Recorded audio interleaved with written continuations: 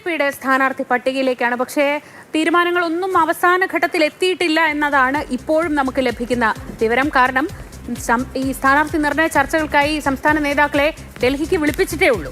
നേരെ മറ്റന്നാളാണ് ഡൽഹിയിലേക്ക് എത്താനുള്ള നിർദ്ദേശം നൽകിയിരിക്കുന്നത്. അതായത് പട്ടികയിൽ ചില മാറ്റങ്ങൾ ഉണ്ടായേക്കുമെന്ന സൂചനകളാണ് വരുന്നത്. പി ബസന്ത് വിവരങ്ങളാണ്. ബസന്ത്, CPM LDF ഇന്നേ കളത്തിലിറങ്ങിക്കഴിഞ്ഞു. UDF എന്തായാലും നാളെ കളത്തിലിറങ്ങുമെന്ന് ഉറപ്പാണ്. അപ്പോൾ ഈ സ്ഥാനാർത്ഥികളെ അറിഞ്ഞ് അതിനനുസരിച്ചുള്ള മാറ്റത്തിന് വേണ്ടിയാണോ BJP കാത്തിരിക്കുന്നത്?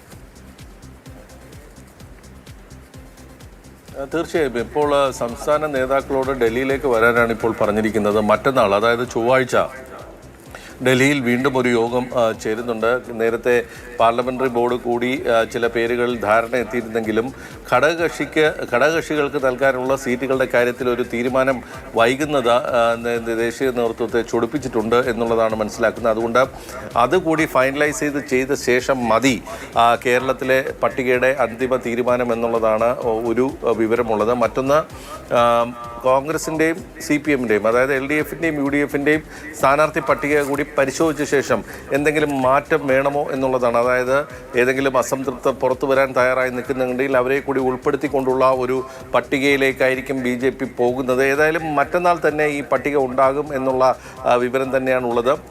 ഇന്ന് രാത്രി പ്രഖ്യാപിക്കുമെന്നുള്ളതായിരുന്നു ആദ്യം വന്നിരുന്നത്. അതായത് തെരഞ്ഞെടുപ്പ് പ്രഖ്യാപിച്ചാൽ അന്ന് തന്നെ ഇതുണ്ടാകും എന്നുള്ളതായിരുന്നു. പക്ഷേ ഇപ്പോൾ മറ്റന്നാളത്തേക്ക് അത് മാറും എന്നുള്ളതാണ്. അതിനിടയിൽ മറ്റ് ചില വിവരങ്ങൾ വരുന്നത്, മുതിർന്ന നേതാക്കളെല്ലാവരും മത്സരിക്കുന്നതിനോട് ദേശീയ നേതൃത്വത്തിന് താല്പര്യമില്ല എന്നുള്ള ചില സൂചനകളും വരുന്നുണ്ട്. അതായത് എല്ലാ നേതാക്കളും ഒന്നിച്ച് മത്സരരംഗത്തേക്ക് ഇറങ്ങുമ്പോൾ സ്വാഭാവികമായും സംഘടനാപരമായ കാര്യങ്ങൾ മുന്നോട്ട് നീക്കുന്നതിനുള്ള ഒരു സംവിധാനം വേണം. അപ്പോൾ എല്ലാവരും മുന്നോട്ട് ഇറങ്ങുന്നതിനോട് ദേശീയ നേതൃത്വത്തിന് വലിയ താല്പര്യമില്ല എന്നുള്ള ചില സൂചനകളുണ്ട്.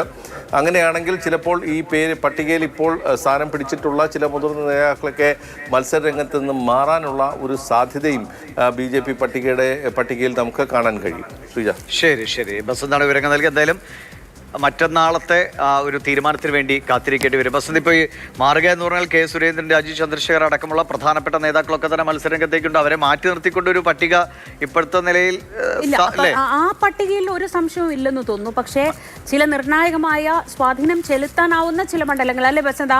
അത്തരം മണ്ഡലങ്ങളിൽ ആരാണ് LDF UDF സ്ഥാനാർത്ഥി എന്നതിന് ശേഷം മതി അതിൽ ഈ സെലിബ്രിറ്റി സ്ഥാനാർത്ഥികൾ അടക്കം ഉൾപ്പെടുന്ന ഒരു പട്ടികയായി പല പേരുകളും ഈ അടുത്ത ദിവസങ്ങളിൽ വരികയും ചെയ്തു.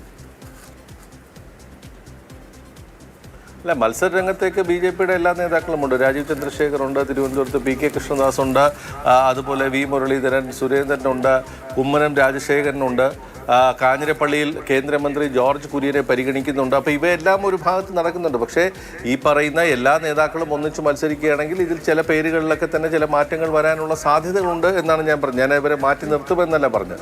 പക്ഷേ ഇവരുടെ പേരുകളിൽ ചില മാറ്റങ്ങൾക്കുള്ള സാധ്യതയുണ്ട് എന്ന് മാത്രമേ പറയുന്നുള്ളൂ. പക്ഷേ ഇതിൽ മറ്റൊരു വിഷയമുള്ളത്, BJP-യിലെ വലിയ തോതിലുള്ള ചേരിതിരിവാണ്. ഒരാളെ മാറ്റിയാൽ അത് അടുത്ത മണ്ഡലങ്ങളെ ബാധിക്കുമോ എന്നുള്ളൊരു സംശയം അവർക്കുണ്ട്. അതുകൊണ്ട് അവർ തന്നെയാണ് ശക്തമായി മറ്റേയാൾ വേണം എന്നുള്ള നിലപാട് സ്വീകരിക്കുന്നത്. അപ്പോൾ അത്തരത്തിലുള്ള പല തരത്തിലുള്ള കാര്യങ്ങളെല്ലാം പരിശോധിച്ച ശേഷം മാത്രമേ BJP-യുടെ പട്ടിക വരികയുള്ളൂ. ഏതായാലും സ്വയം പ്രഖ്യാപിച്ചിട്ടുള്ള കുറേ ആൾക്കാരുണ്ട്. അവരുടെ പേരുകൾ ചിലപ്പോൾ ഇതിൽ നിലനിന്നേക്കാം. ചിലർക്ക് താല്പര്യമില്ലാതെ തന്നെ വരുന്നവരുണ്ടാകാം. ഇതെല്ലാം കൂടെ പല കാര്യങ്ങൾ BJP-യുടെ സ്ഥാനാർത്ഥി പട്ടികയുമായി ബന്ധപ്പെട്ട് കേൾക്കുന്നുണ്ട്. ഏതായാലും നേതാക്കളോട് മറ്റന്നാൾ ഡൽഹിയിലേക്ക് വരാൻ ആവശ്യപ്പെട്ടിട്ടുണ്ട്. അപ്പോൾ ഇവിടെ ഒരു ചർച്ചകൾ നടക്കും. ഞാനീ പറഞ്ഞ പോലെ കേന്ദ്ര സഹമന്ത്രി ജോർജ് കുര്യൻ്റെ പേര് വരെ ഇപ്പോൾ ആ പട്ടികയിലുണ്ട്. കാഞ്ഞിരപ്പള്ളിയിൽ അദ്ദേഹം മത്സരിക്കാനുള്ള സാധ്യതയാണ് ഉള്ളത്. ഏതായാലും നമുക്ക് കാത്തിരിക്കാം, ഒരു ദിവസം കൂടി കഴിയട്ടെ. ശരി, എന്തായാലും